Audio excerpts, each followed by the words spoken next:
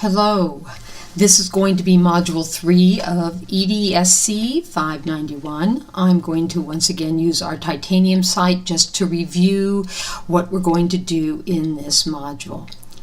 So let's scroll down to Module 3.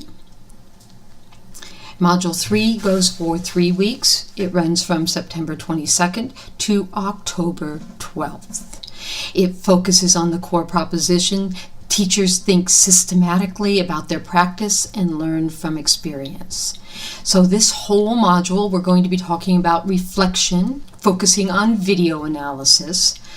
In fact, the exciting part about this module is right in the middle of it, you're going to be asked to review video that has been made by one of your classmates' instruction.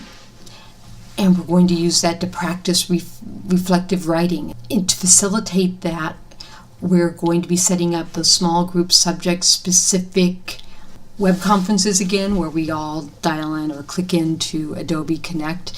And that's when they're going to present their context for their lesson that's on the videotape, to answer any questions you have. So they'll tell you about their class, they'll tell you about the subject they're teaching, the unit they're in, the lesson, and what component that you're viewing, where it is in the lesson, and answer any questions you have about it. We're setting all of that up and getting the video in. So right at this moment, the videos aren't on the site, but they will be, so that when we get to that point, we're going to practice descriptive, analytic, and reflective writing. And the key signature assignment in this module will be you're going to analyze a video of teaching practice. The first thing we're going to do is sort of exciting. We're going to sort of take a look at some fairly recent publications. I want to take advantage of the fact that we just finished looking at the standards. And I've put up a report that came out in January about what they term new pedagogies. And then I'm going to ask you to watch a TEDx video of Tony Wagner talking about the changes he thinks are needed in education. And this comes from his research and his book that was published in 2012 called Creating Innovators. And he talks about changing from a culture of school to a culture of learning. I wanted you to compare these two visions of where we're going or should be going in education, and talk about that as compared to the themes that emerged for you in looking at all the standards that we did in Module 2. And I want you to talk about what that will do to your teaching practice, how your teaching practice might look different. I've also sort of taken a clip right out of a rich seam of what the new pedagogy looks like from teachers' point of view and students' point of view for you to incorporate or think about as you go to revise your teaching philosophy. I thought that might be useful. Reading the first couple chapters of A Rich Seam and watching the Tony Wagner video and then posting to the post. The initial posts are due for this by September 25th. That's this Thursday, with the responses due the following Sunday, September 28th. Then a quick write on a video. Nothing formal. I want you to come out here and I want you to watch a video segment. It's a 10-minute segment. Just off the top of your head, what did you notice? Is the teaching in this scenario effective or not? Why or why not? And to post your response in your subject group sections. We're going to do this by subject group. I have a different video for each subject group, which I explain how to get to in these paragraphs and put some screenshots to show you exactly what I'm talking about. So you're going to go out and find these videos. I've given you a time segment to sort of key in on. That is 10 to 15 minutes long that you'll watch and then do a quick write.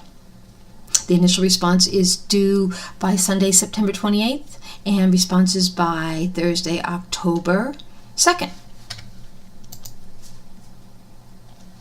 After you do the quick write on the video, you're going to read Defining Reflection.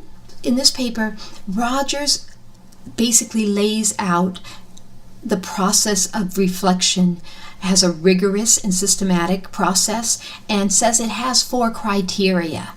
I want you to examine those criteria, discuss them. Tell me why reflection requires those 4 things.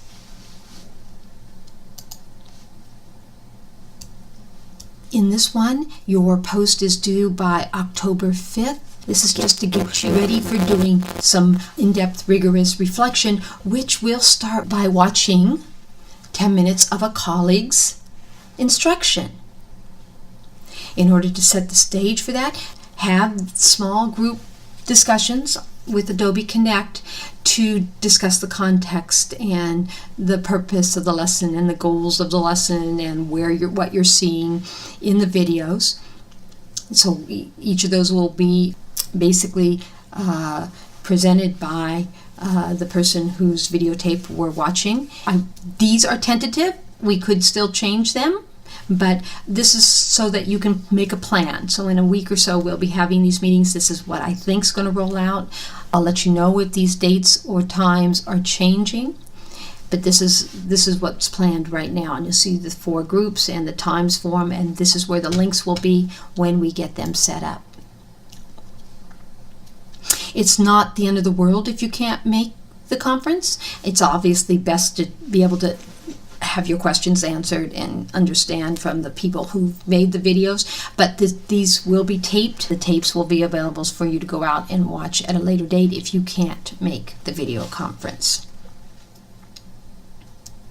We're going to use those tapes to do in our subject-alike groups and to practice the 3 types of writing discussed in Chapter 4 of your textbook. We talk about descriptive writing, analytic writing, and reflective writing. You're going to be asked to do a paragraph for the video segment of descriptive writing, a paragraph of analytic writing, and a paragraph of reflective writing. And for each of these, you will have a partner, so that you will each put in an initial post of your paragraph, and then you're asked to review and critique and comment on your partner's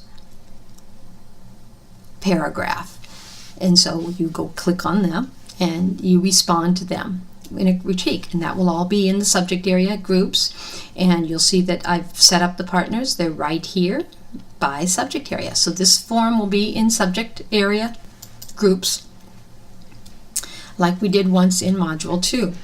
So this will be for descriptive writing, analytic writing, and reflective writing. Each of these will have a paragraph, so you'll have to post a paragraph in each of these forums, and you'll have to review one person's paragraph in each of these forums. The initial posts are due October 7th, and the responses will be due on October 11th. This whole module wraps up with a video analysis that you do, and it's due by October 12th. I will fix this. It says October 22 right here, but it is due October 12th. When I'm done making this screencast, I will go in and make that correction. Now, this video analysis that you're going to write, you're going to read the last of our articles, Learning to Learn from Teaching, and you're going to download the evidence analysis guide here for guidance on how to use the process that is talked about in the article. And you're going to use that analysis, which is that guide, which is also found in your textbook in Chapter 4, to return to the video that you watched up at the very beginning of this module. So the one you did a quick write on, you're now going to return to that video, and you're going to do a video analysis that describes, analyzes, and reflects on that lesson. You can use the whole lesson in the videotape, or you can use just a segment. But I want 2 to 3 pages that succinctly describes, analyzes, and reflects on the video. Be sure to pay attention to using the correct type of writing and connect it. So whatever you describe as evidence, you should then analyze, and your analysis should feed your reflection of what action should be taken. So as we go through each of these types of writing, in practice, and then we come and we pull it all together for the video analysis that's due at the end of the module. This gives you an overview of what's coming ahead, and you can get started now on Module 3. I will, of course, be sending out announcements at least weekly, trying to remind you of the key dates and answering any questions that have come up. As always, you're free to email me any questions that may arise in the meantime.